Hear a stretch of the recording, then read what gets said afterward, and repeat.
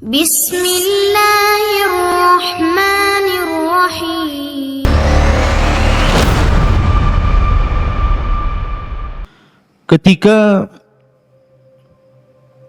Dzulqarnain sampai di antara dua gunung, didapatinya di belakang kedua gunung itu ada sebuah kaum yang hampir-hampir Dzulqarnain tidak mampu memahami bahasa mereka. Jadi Raja Dzulqarnain ini satu di antara 4 raja yang menguasai dunia, yang 2 mukmin dan 2 kafir. Adapun yang mukmin yang paling luas kekuasaannya siapa? Nabi Allah Sulaiman. Itu yang paling luas kekuasaannya. Karena kekuasaan Sulaiman bukan bagi bangsa manusia saja, bangsa jin pun dikuasai dia. Baru orang nomor 2 ya Dzulqarnain. Itulah raja yang mukmin, yang beriman kepada Allah, yang sebagian besar dunia dikuasainya. Baru setelah itu yang 2 kafir, Namrud dan Bukhtun Nasr. Lah Dzulqarnain ini menurut riwayat Abdullah ibn Abbas radhiyallahu anhuma keliling dunia sampai menghabiskan waktu 500 tahun lamanya. Sampai suatu ketika Dzulqarnain ini mengarah ke sebuah arah, maka dia kemudian sampai di antara 2 gunung. Lah di balik 2 gunung itu ada sebuah kaum. Masalahnya kaum itu tidak bisa diajak bicara. Kalaupun mereka bisa diajak bicara, Dzulqarnain tidak paham maksudnya. Karena Dzulqarnain baru sampai di tempat itu. Tetapi bagaimanapun Allah subhanahu wa ta'ala berikan kemampuan kepada Dzulqarnain itu, summa atba'a sababa.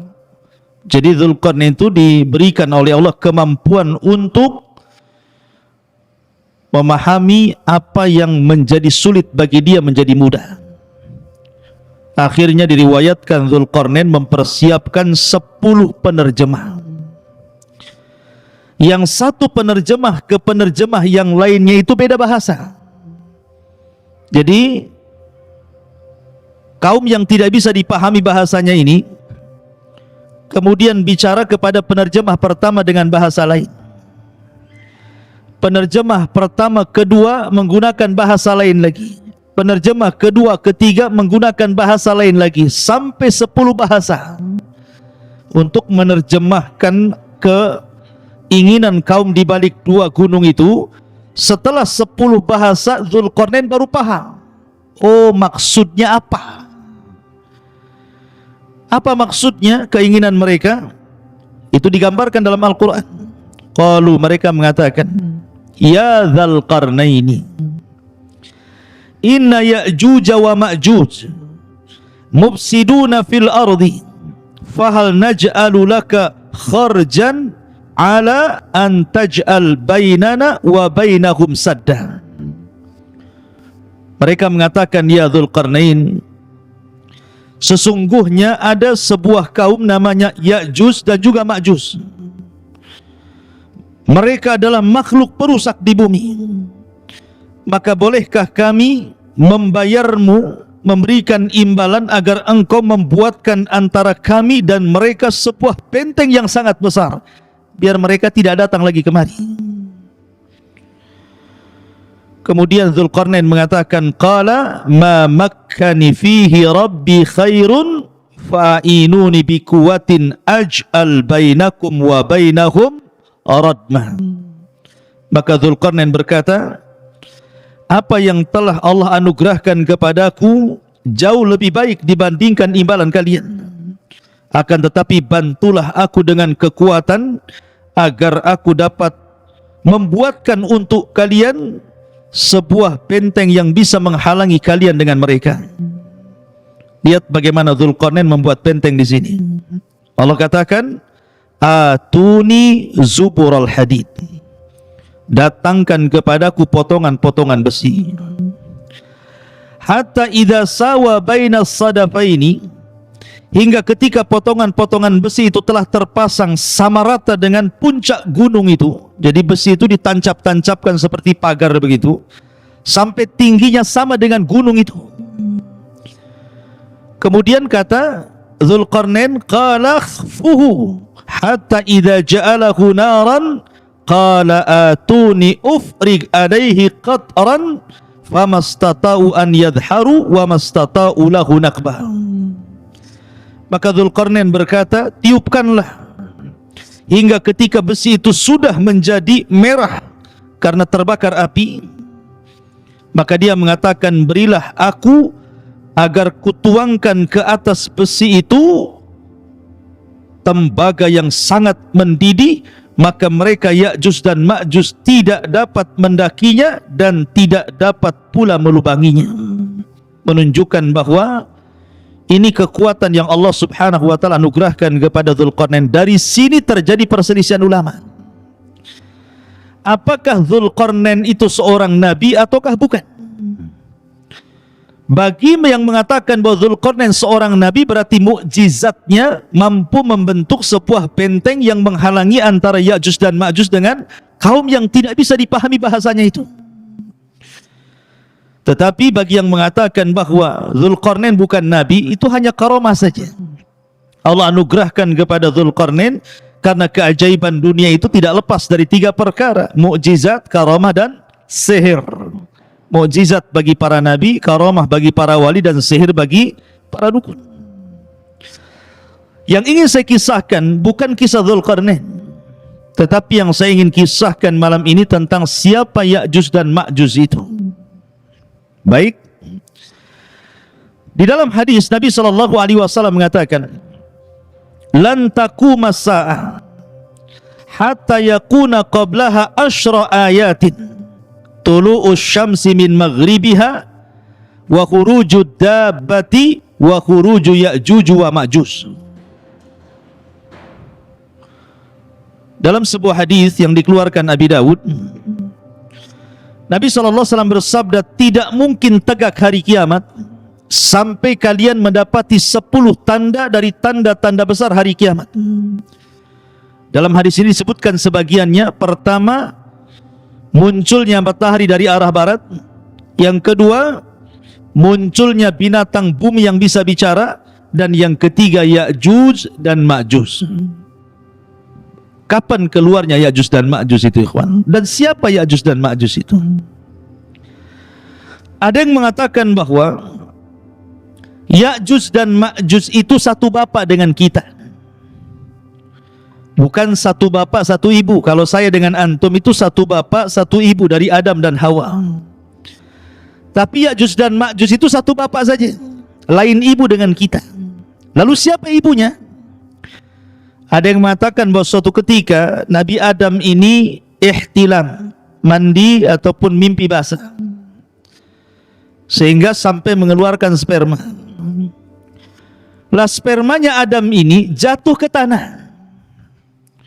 Rupanya karena jatuh ke tanah itulah akhirnya sperma yang menyatu dengan tanah itu tiba-tiba membentuk manusia dari tanah.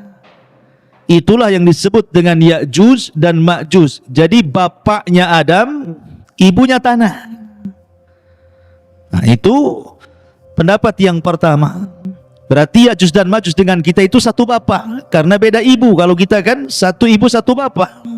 Kalau mereka satu bapak dengan kita saja. Tapi tentu riwayat ini batil, ikhwan. Karena tidak bisa kita menetapkan sesuatu tanpa dalil. Ini cerita Israiliyat. Ya. Tetapi pendapat yang kuat bahwa Ya'juj dan Ma'juj itu satu bapak satu ibu dengan kita. Dia turunan Adam dan juga turunan Hawa. Allah Subhanahu wa taala berfirman dalam surah Al-Ankabut ayat 15, fa'anjainahu wa ashabas safinati. Kami selamatkan Nuh dan seluruh orang-orang yang ada di perahunya. Dan Allah juga mengatakan dalam surah As-Saffat ayat 77, wa ja'alna dzurriyyatahu humul baqin. Dan kami jadikan seluruh anak turunan Nuh itu yang akan hidup sampai kiamat. Dari sini bahwa Ya'juj dan Ma'juj itu secara nasab itu sampai kepada Nuh alaihi salatu wassalam. Disebutkan bahwa dalam sebuah hadis yang diriwayatkan dalam kitab Al-Musnad ataupun dalam kitab Sunan, jadi Nuh alaihi salatu wassalam itu kan memiliki beberapa putra. Ada 4 putra, tetapi yang satu kafir. Namanya Kan'an, itu kafir, ikut agama ibunya dan mati tenggelam. Adapun yang tersisa adalah Syam, kemudian Ham, kemudian Yafis. Itu 3 putra Nuh yang masih hidup kala itu. Yang ada di perahu Nuh itu pertama Syam, kemudian Ham, kemudian Yafis. Adapun Syam itu disebut Abul Arab, bapaknya orang-orang Arab. Jadi seluruh orang Arab itu turunan Syam. Adapun Ham maka disebut Abu Sudan. Orang-orang Sudan, orang-orang berkulit hitam itu bapaknya siapa? Ham. Adapun Yafis itu Abu Turk, bapaknya orang-orang Turku. Bukan Turki, bukan. Turuk itu adalah sebuah bangsa yang kemudian terdiri daripada beberapa bangsa-bangsa, dan itu diisyaratkan ke bangsa Asia kayak kita ini. Itu turunan Yafis namanya. Jadi Turuk itu banyak kabilah-kabilah. Lah salah satu kabilah Turuk itu adalah Ya'juj dan Ma'juj. Jadi Ya'juj dan Ma'juj itu turunan daripada Yafis, dan Yafis ini putra Nuh alaihi salatu wassalam, dan nasab Nuh sampai kepada Adam alaihi salatu wassalam. Dari sini jelaslah bahwa Ya'juj dan Ma'juj itu manusia sama dengan kita. Dia bukan makhluk yang menyeramkan, bukan monster, bukan apa, bukan, sama dengan kita manusia, turunan Yafis ibn Nuh alaihi salatu wassalam. Ma'asyiral muslimin yang dimuliakan Allah Subhanahu wa taala. Bicara tentang Ya'juj dan Ma'juj tentu juga tidak lepas daripada bicara tentang Dzulqarnain tadi. Karena bagaimanapun yang memenjarakan Ya'juj dan Ma'juj itu Dzulqarnain. Sedikit saya akan jelaskan secara singkat tentang Dzulqarnain biar antum paham. Dzulqarnain ini ikhwan adalah seorang raja yang menguasai dunia. Tadi saya katakan perselisihan ulama tentang Dzulqarnain, apakah dia nabi ataukah dia bukan, bahkan ada yang mengatakan dia malaikat. Tapi pendapat ini tidak benar. Dzulqarnain manusia, tetapi diperselisihkan apakah dia nabi atau bukan, dan yang rajih dia bukan nabi. Dan Dzulqarnain itu hidup di zaman Ibrahim. Ingat, Dzulqarnain hidup di zaman Nabi Ibrahim alaihi salatu wassalam. Bahkan dikatakan oleh Ibnu Utsaimin rahimahullahu taala bahwa Dzulqarnain pernah tawaf bersama Ibrahim, dan dialah yang menjadikan Dzulqarnain itu masuk Islam. Jadi yang mendakwahkan dakwah tauhid kepada Dzulqarnain itu Nabi Ibrahim. Sampai akhirnya Dzulqarnain masuk Islam, kemudian menjadi raja dunia, dan dia pernah tawaf bersama Nabi Ibrahim alaihi salatu wassalam. Ada yang mengatakan bahwa Dzulqarnain adalah Iskandar Yunan, atau disebut dengan Iskandar Al-Maqduni. Ini tidak benar. Memang Iskandar Yunan atau Iskandar Al-Maqduni yang dia punya guru namanya Aristoteles. Antum pernah dengar Aristoteles itu pendiri pemahaman filosof. Ya, kalau disebut dengan filosof Yunan itu artinya didirikan oleh Aristoteles. Nah, itu nanti ada murid-muridnya Plato dan yang lainnya. Ya. Lah Aristoteles ini seorang Yunan, dialah yang kemudian menjadi guru besarnya Iskandar Al-Maqdun atau disebut dengan Iskandar Al-Yunan. Memang di zaman itu Iskandar Al-Yunan Al-Maqdum itu menguasai dunia.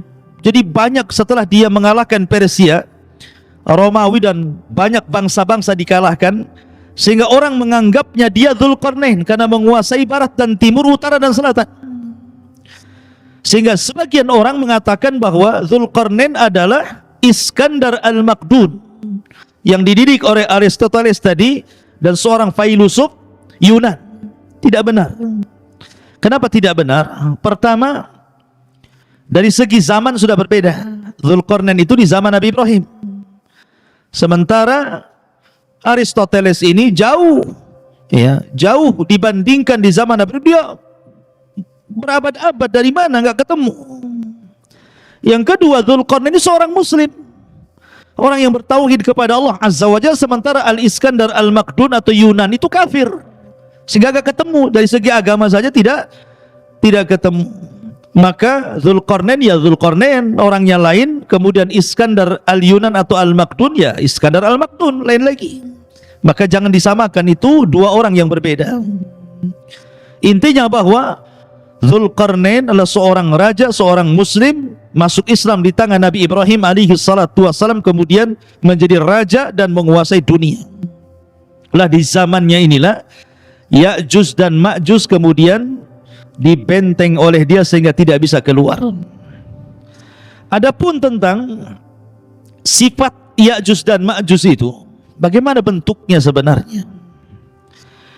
Ibnu Hajar rahimahullahu ta'ala menyebutkan beberapa pendapat para ulama tentang bentuk fisiknya Ya'juj dan Ma'juj itu. Kata beliau bahwa ada sebagian orang mengatakan bahwa Ya'juj dan Ma'juj itu badannya seperti syajaratil aruz, seperti pohon aruz. Pohon aruz itu berada di Syam atau tepatnya di Lubnan sana, di Libanon. Itu banyak pohon aruz, itu tinggi sekali. Ya. Jadi pohon aruz itu sangat tinggi sekali, sampai dijelaskan tingginya itu ishruna wa mi'ata dhirah, 120 hasta. Satu hasta segini. Kalau 120 hasta, kalau 120 bagi 2 berapa? 60. Berarti 60 meter. Karena satu hasta itu setengah meter. Berarti tingginya Ya'juj dan Ma'juj itu 60 meter. Masjid ini saja baru 10 meter. Berarti 6 kali tingginya masjid ini. Berarti tinggi sekali Ya'juj dan Ma'juj itu. Raksasa kan begitu ya. Ini satu pendapat. Jadi Ya'juj dan Ma'juj itu setinggi itu karena dimisalkan dengan pohon aruz yang ada di Syam, di Lubnan sana. Ya. Ini satu pendapat. Pendapat yang kedua bahwa Ya'juj dan Ma'juj itu simfun arba'atu adru fi arba'ati adru. Satu dhira, satu hasta. Jadi dia tingginya 4 hasta, lebarnya 4 hasta. Nah, jadi kotak itu jadinya. Ya. Jadi bentuk Ya'juj dan Ma'juj itu 2 meter tingginya, kemudian panjangnya juga 2 meter, lebarnya 2 meter, tingginya 2 meter. Jadi kayak kardus jadinya. Ya. Jadi itu ada juga yang mengatakan Ya'juj dan Ma'juj itu seperti itu. Kemudian juga ada yang berpendapat simfun yaftarishuna adhanahum wa yaltahifuna bil ukhra. Jadi Ya'juj dan Ma'juj itu punya telinga besar sekali. Telinganya besar sekali, panjang. Jadi satu telinga digunakan untuk selimut dia kalau dia tidur, maka satu telinganya lagi digunakan untuk membunuh, untuk menyerang. Nah, ini kayak apa ini? Telinganya besar sekali. Ya. Kemudian juga ada yang mengatakan bahwa Ya'juj dan Ma'juj itu tuluhum shibrun aw shibraini wa atwaluhum salasata ashbar. Paling tinggi 3 jengkal segini. Nah, seginilah, segini. Ada juga yang 2 jengkal, ada juga 1 jengkal segini tingginya itu. Berarti manusia kerdil. Tapi sekali lagi ini hanya pendapat. Tidak didasari dalil-dalil sama sekali, ini hanya dinukilkan dari kisah Israiliyat. Jadi Al-Hafidh Ibnu Hajar menukilkan pendapat tentang bentuk Ya'juj dan Ma'juj ini adalah semuanya riwayat dhaifah. Tidak ada yang sahih. Lalu yang sahih seperti apa? Yang sahih diriwayatkan dalam sebuah hadis dari Ibnu Harmalah, dari bibinya yang diriwayatkan oleh Imam Ahmad dalam musnadnya. Ini bentuk fisik asli yang sahih ini. Disebutkan dalam sebuah hadis, khataba Rasul sallallahu alaihi wasallam wa huwa asibu isba'ahu min ladghati aqrabin. Rasul sallallahu alaihi wasallam berkhutbah dalam keadaan jarinya tersengat kalajengking. Kemudian beliau mengatakan, innakum taquluna la aduwa wa innakum la tazaluna tuqatiluna aduwan hatta ya'tiya ya'juj wa ma'juj iradul wujuh sigharul uyun syuhbus syi'af min kulli hadhabin yansinun ka'anna wujuhahum al-mujanal mutraqatu. Kata Nabi SAW, kalian mengatakan tidak ada musuh lagi, padahal sesungguhnya kalian akan terus memerangi musuh sampai datangnya sebuah kaum yang namanya Ya'juj dan Ma'juj. Siapa mereka? Mereka adalah lebar mukanya, kecil matanya alias sipit, warna putih di rambut atasnya. Mereka mengalir dari tempat-tempat yang tinggi, seakan-akan wajah mereka persis seperti perisai perang. Artinya bahwa Ya'juj dan Ma'juj itu kalau kita kelompokkan satu dunia ini, orang-orang yang mirip dengan Ya'juj dan Ma'juj itu berdasarkan hadis Imam Ahmad ini mengisyaratkan kemana? Ke bangsa Cina. Ke bangsa Cina kan. Kita ini orang-orang Asia itu kan matanya sipit, bulat, pendek gitu ya. Orang-orang kayak orang-orang Mongol gitu ya. Ya, jadi Ya'juj dan Ma'juj itu disyaratkan kepada bangsa-bangsa Cina. Tapi bukan berarti kemudian Ya'juj dan Ma'juj itu Cina, tidak ada. Bukan, orang Cina bukan Ya'juj dan Ma'juj. Maksudnya fisiknya persis seperti mereka. Seperti orang Cina. Kalau Noval ini enggak seperti orang Cina. Orang Bangla ini. Ya.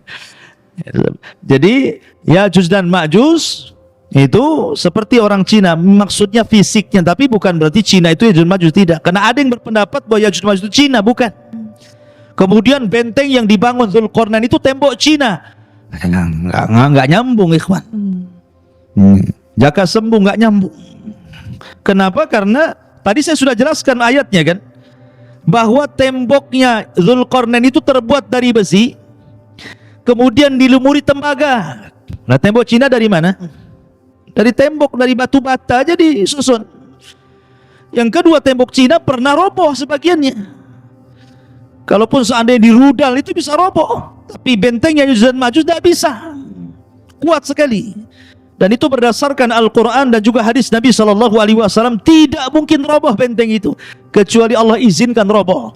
Jadi tidak ada kaitan benteng Cina dengan bentengnya Dzulqarnain atau Ya'juj dan Ma'juj dengan orang Cina. Nggak ada kaitan di situ. Ya'juj dan Ma'juj lain, benteng Cina juga lain, bukan benteng Ya'juj dan Ma'juj.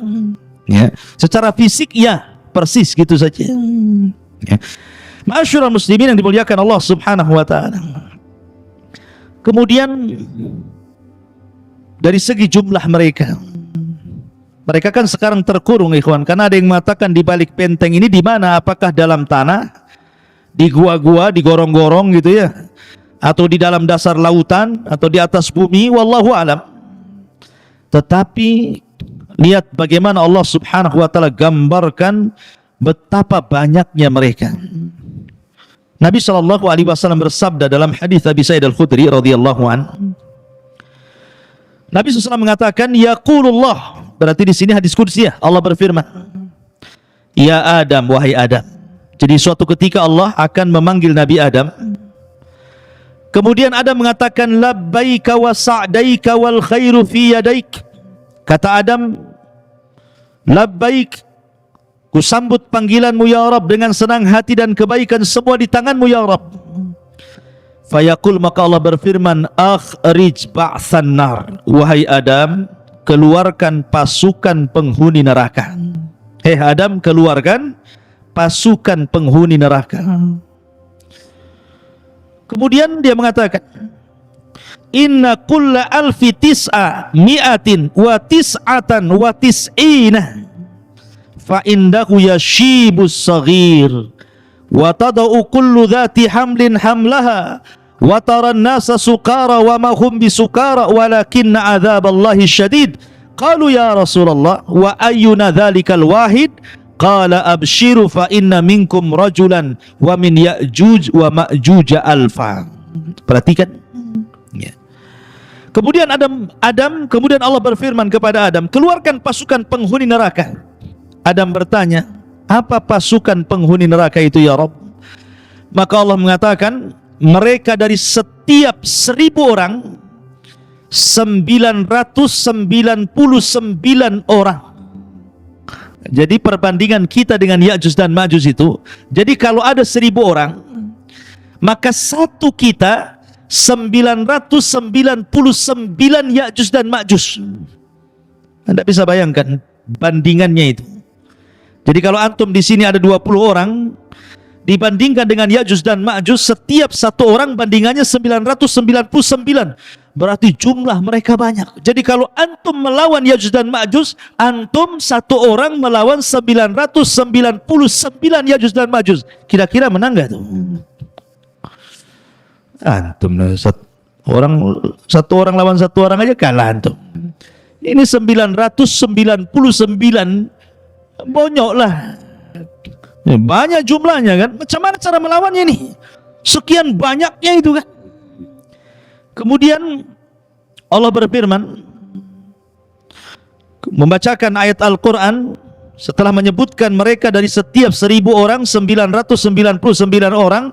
Ketika itu anak kecil menjadi beruban, setiap yang hamil melahirkan apa yang dikandungnya, dan kamu lihat orang-orang seakan-akan mabok padahal mereka tidak mabok, tetapi karena azab Allah yang sangat keras. Para sahabat bertanya, Rasul, siapa yang satu itu? Maka Nabi SAW mengatakan, bergembiralah, sesungguhnya penghuni neraka itu satu di antara kalian, dan Ya'juj dan Ma'juj 1000 dari mereka. Artinya dari 1000 orang itu satu di antara kita, 999 dari mereka. Menunjukkan penghuni neraka banyak sekali. Karena dari Ya'juj dan Ma'juj saja bandingannya 1 banding 999 jiwa gitu ya. Maka dari hadis ini ada beberapa faedah. Pertama, Ya'juj dan Ma'juj calon penghuni neraka.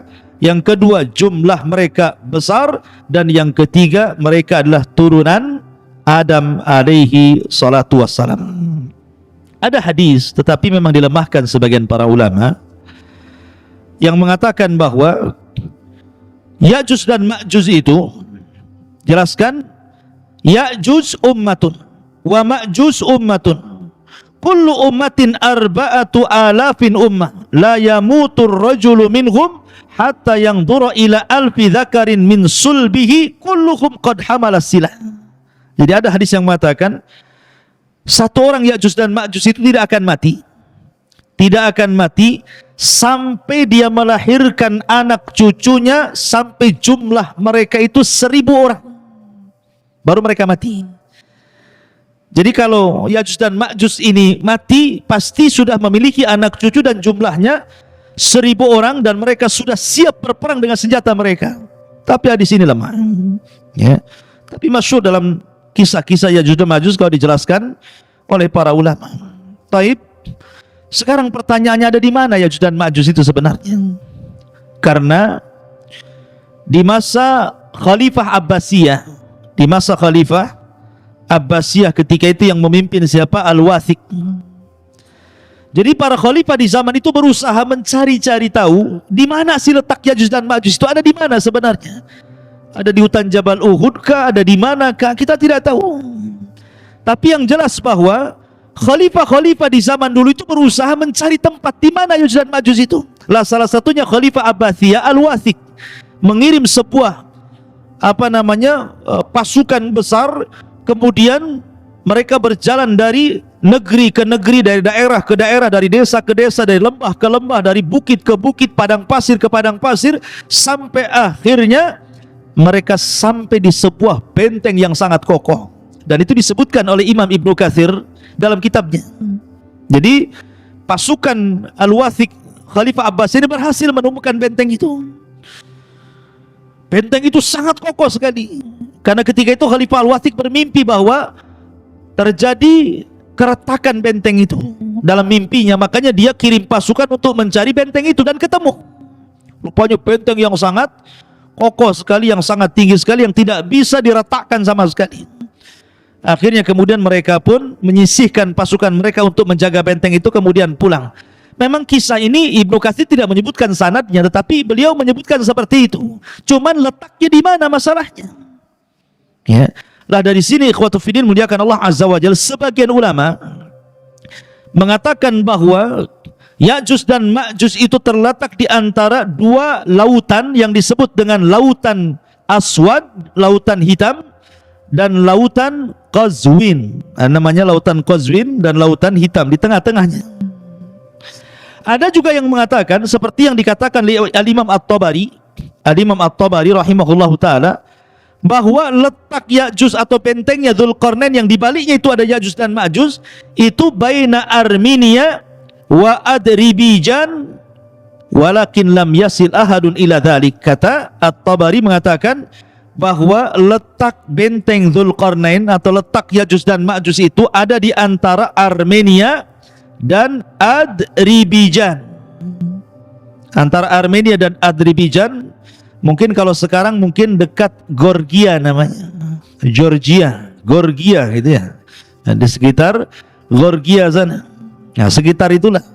Mungkin dari Cina itu ke arah mana tuh? Ke arah selatan ke utara gitu ya. Nah, sekitar itu. Tapi yang jelas tidak ada satupun orang yang sampai ke situ. Adapun kisah Ibnu Katsir tentang delegasi Khalifah Abbasiyah Al-Wathiq ini wallahu alam, karena tidak bersanad masalahnya. Tapi yang jelas kita yakini bahwa Ya'juj dan Ma'juj itu ada di balik benteng Dzulqarnain. Kapan keluarnya? Wallahu alam, karena itu tanda dari tanda-tanda kiamat besar. Sekarang bagaimana keluarnya? Bagaimana cara keluarnya? Ma'asyiral muslimin yang dimuliakan Allah Azza wa Jalla, saya akan runut satu tanda kiamat sebelum keluarnya Ya'juj dan Ma'juj. Kita tahu bahwa sebelum keluarnya Ya'juj dan Ma'juj itu, dari tanda-tanda kiamat besar adalah keluar Dajjal. Dajjal dulu ya. Dajjal dulu keluar, baru kemudian Ya'juj dan Ma'juj. Jadi Dajjal ini fitnahnya adalah fitnah agama. Jadi Dajjal itu fitnahnya fitnah agama. Fitnah agama artinya bahwa Dajjal ini sama sekali tidak merusak seperti Ya'juj dan Ma'juj. Memang murni fitnah agama, tidak ada kaitan dengan Ya'juj dan Ma'juj. Ya. Lah kemudian Allah Subhanahu wa ta'ala takdirkan turun Isa bin Maryam, kemudian membunuh Dajjal. Lah ketika Isa bin Maryam telah membunuh Dajjal inilah baru kemudian muncul Ya'juj dan Ma'juj. Lah ketika itu Allah Subhanahu wa ta'ala memerintahkan Isa untuk sembunyi, karena kalau melawan tidak akan sanggup. Karena Rasul yang mengatakan kaum ini tidak bisa diperangi, bukan tidak bisa dibunuh, tidak bisa diperangi karena jumlahnya banyak masalahnya. Tadi saya katakan kalau antum melawan Ya'juj dan Ma'juj, berarti satu dari antum melawan 999. Macam mana cara membunuhnya? Yang ada kita yang dibunuh mereka gitu ya. Makanya karena saking banyak jumlahnya itulah, makanya Rasul sallallahu alaihi wasallam bersabda bahwa kaum ini tidak bisa diperangi. Makanya kenapa Allah Subhanahu wa ta'ala merintahkan Isa untuk membawa pasukan kaum muslimin sembunyi di Bukit Tur. Nggak usah dilayan. Kalau kau maksa perang pasti kalah. Ya. Akhirnya kemudian Isa hanya bertawakal kepada Allah Azza wa Jalla, sampai akhirnya mereka kelaparan di bukit itu sampai kepala kerbau jauh lebih berharga dibandingkan emas dan perak. Karena mereka nggak bisa keluar, dikepung. Saking banyaknya Ya'juj dan Ma'juj itu. Ya. Lah dari sini ikhwatu fillah muliakan Allah Azza wa Jalla, Allah Subhanahu wa ta'ala berfirman, ataupun hadis Nabi sallallahu alaihi wasallam dari Sam'an, dari Nawas ibn Sam'an, idh awhallahu ila Isa, Allah Subhanahu wa ta'ala mewahyukan kepada Isa bin Maryam, inni qad akhrajtu ibadan li la yadani li ahadin biqitalihim faharriz ibadi ila tur. Sesungguhnya aku mengeluarkan hamba-hambaku yang tidak ada kemampuan bagi seorang pun untuk memeranginya. Biarkanlah mereka hamba-hambaku menuju Tur. Jangan dilayan Ya'juj dan Ma'juj itu. Wa yab'atsullahu Ya'juj wa Ma'juj wa hum min kulli hadabin yansilun. Maka Allah Subhanahu wa taala mengeluarkan Ya'juj dan Ma'juj, mereka mengalir dari setiap ketinggian seperti bah api saking banyaknya. Fayamurru wa awailuhum ala buhairatit tabariyah fayashrabun ma fiha wa yamurru akhiruhum fayaquluna laqad kana bihadhihi marratan ma. Kemudian mereka melewati danau Tabariyah. Jadi satu kloter Ya'juj dan Ma'juj yang baru keluar dari benteng itu sampai di danau Tabariyah. Lah benteng Ya'juj dan Ma'juj itu kan sudah retak tuh. Rasulullah SAW di zamannya saja ada bolongan seperti ini bentengnya. Jadi dan musuh itu bisa ngeker tuh dari dalam. Jadi apa yang di luar dikeker gitu ya. Tapi tidak bisa keluar. Jadi kelompok yang pertama keluar itu mereka melintasi sebuah danau yang disebut dengan Danau Tiberias. Danau Tabariyah dalam bahasa Arab, dalam bahasa kita Tiberias itu. Mereka minum sampai kering, tidak ada sisa air itu. Padahal baru sedikit itu yang keluar. Kemudian kloter yang kedua datang dan mengatakan, sungguh dulu di sini banyak airnya. Kenapa? Kemana air ini? Padahal sudah diminum oleh kloter pertama. Saking banyaknya, bayangkan. Minum pun semuanya diminum dia. Lewat danau diminum dia, lewat got diminum dia, semua diminum dia. Karena mereka nggak pernah melihat air seperti itu kan. Mereka terbenteng dalam benteng. Kemudian qalu, aduh, Bang Karim ini ganggu saja nih. Qalu, mereka mengatakan, ya dzal qarnaini inna Ya'juj wa Ma'juj mufsiduna fil ardi fahal naj'alu laka kharajan ala an taj'al bainana wa bainahum sadda. Kemudian Dzulqarnain mengatakan, sesungguhnya Ya'juj dan Ma'juj mereka perusak di permukaan bumi. Jadi ikhwan, ketika Ya'juj dan Ma'juj keluar itu, Ya'juj dan Ma'juj itu fitnahnya berbeda dengan Dajjal. Kalau Dajjal itu kan fitnah agama. Kamu kalau ikut saya senangkan. Tapi kalau tidak ikut saya bunuh kau. Bahasanya seperti itu.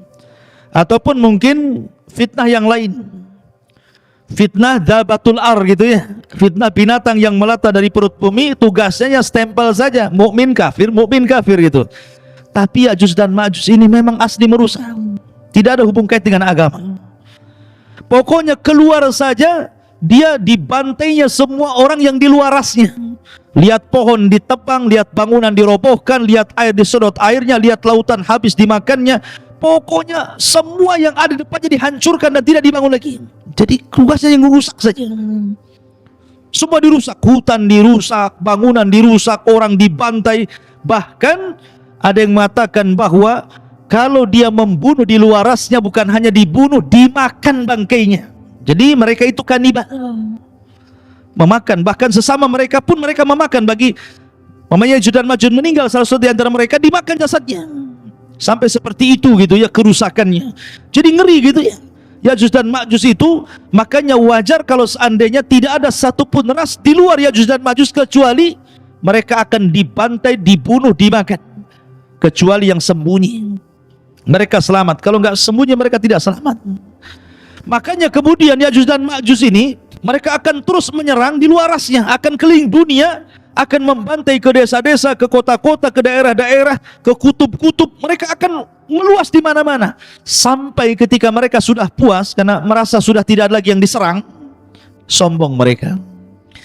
Kesombongan itulah sampai kemudian mereka mengatakan, qatalna man fil ardi sanaqtuluhu man fis sama, katanya. Kami sudah membantai orang-orang yang di bumi, sekarang yang di langit ku bantai juga, katanya. Lihat, dia mau membantai orang-orang yang di langit, malaikat. Bumi ini kecil ikhwan, dibandingkan dengan langit, kata Nabi SAW, seperti kita punya cincin dilempar ke padang pasir. Bumi itu cincinnya, padang pasir itu langitnya. Apalagi panah tombak kecil-kecil lagi kan gitu ya. Kemudian dilemparkan ke bumi, macam mana coba? Cincin dilempar ke padang pasir. Lah, bumi ini cincinnya, langit di padang pasirnya. Kemudian mereka melempar tombak, melempar tanah ke langit, panah-panah ke langit. Kemudian mereka ditipu oleh Allah. Wa yakiduna kaida. Tiba-tiba Allah sedot itu panah sama tombak itu sampai keluar jalur awan, sampai gak kelihatan. Ya. Kemudian setelah tombak dan panah mereka itu menembus awan-awan, tiba-tiba kemudian dibalikan lagi sama Allah. Dan Allah subhanahu wa ta'ala kemudian lumuri di ujung-ujungnya itu darah-darah, seolah-olah mereka sudah membunuh orang-orang yang ada di langit, padahal tidak ada satu makhluk yang terkena tembakan itu. Allah hendak menipu daya mereka sehingga mereka makin sombong. Sekarang mana lagi, di langit sudah kami bunuh, di bumi sudah kami bunuh, mana lagi katanya. Sombongnya mereka. Dari itulah maka akhirnya Allah subhanahu wa ta'ala al-jaza'u min jinsil amal, mulai Allah membalas perbuatan mereka. Masyarul muslimin yang dimuliakan Allah subhanahu wa ta'ala, lah Yajuj dan Ma'juj ini sebenarnya mereka susah keluar sebenarnya. Setiap hari itu mereka sampai hari ini mereka hendak keluar melobangi. Jadi kalau sudah lubang kemudian matahari mulai terbit, maka matahari mulai terbenam, maka mereka kemudian pulang lagi. Begitu setiap hari, ya. Ketika mereka datang lagi, rupanya lubang yang kemarin sudah tertutup lagi. Sampai akhirnya di akhir zaman, kata Nabi SAW, pimpinan mereka Yajuj dan Ma'juj mengatakan kepada anak buahnya, "Ghadan nahfiru insyaallah." Besok, katanya Yajuj dan Ma'juj, pemimpinnya mengatakan, kita akan gali lagi lubang ini insya Allah. Setelah diilhamkan pemimpinnya mengucapkan insya Allah, maka tiba-tiba lubang itu tidak kembali lagi, tetap lubang. Akhirnya digali sampai mereka bisa menembus di luar benteng. Dari situ Allah mengatakan min kulli hadabin yansilun, keluar semua dari lubang itu, kemudian membantai, membunuh di luarasnya. Masyarul muslimin yang dimuliakan Allah azza wa jalla. Lalu bagaimana akhir perjalanan Yajuj dan Ma'juj itu? Jadi ketika Yajuj dan Ma'juj itu sudah membantai semua di luar rasnya, manusia-manusia di luar rasnya, kecuali yang selamat ya, tadi Isa dan para pengikutnya yang ada di Bukit Tur, dan orang-orang yang sembunyi entah di mana, entah berantah, yang penting mereka selamat. Maka Isa melihat kerusakan itu kemudian berdoa kepada Allah agar Allah menghancurkan mereka. Dari sini Allah subhanahu wa ta'ala kemudian mengutus apa? Naghaf. Apa Naghaf? Naghaf itu semacam ulat. Lihat bagaimana kalau Allah menghancurkan sebuah kaum, tidak perlu ngirim buaya, apalagi buaya darat. Ya. Jadi cukup dikirim ulat saja, tidak perlu mengirim harimau, cukup ulat. Jadi ketika Yajuj dan Ma'juj itu sedang tertidur, semuanya tertidur, istirahat, tiba-tiba Allah kirim ulat banyak sekali, di mana-mana ada ulat. Rupanya ulat itu berjalan ke belakang sampai di tengkuknya. Tiba-tiba Allah subhanahu wa ta'ala jadikan ujung mulut ulat itu menembus tengkuk Yajuj dan Ma'juj, masuk dari belakang, kemudian merusak isi badannya. Subhanallah, seperti listrik kalau antum cabut gardunya itu, apa yang terjadi? Bukan satu yang mati, satu batang mati. Kalau gardunya dicabut, satu batang mati. Artinya ketika satu Yajuj dan Ma'juj mati, semua mati. Bukan ini dulu mati, besok ini, minggu depan ini, enggak. Ya. Jadi satu mati, mati semua. Subhanallah, coba bayangkan. Bagaimana Allah subhanahu wa ta'ala bisa mewafatkan Yajuj dan Ma'juj dalam satu waktu. Tidak harus menunggu hari ini, besok, bulan, enggak. Satu mati semua. Subhanallah. Dan bangkainya Yajuj dan Ma'juj setiap satu jengkal ada, satu jengkal, karena jumlah mereka banyak. Sehingga Isa bin Maryam kebingungan ketika melihat jusas bangkai-bangkai Yajuj dan Ma'juj yang berserakan di sana sini.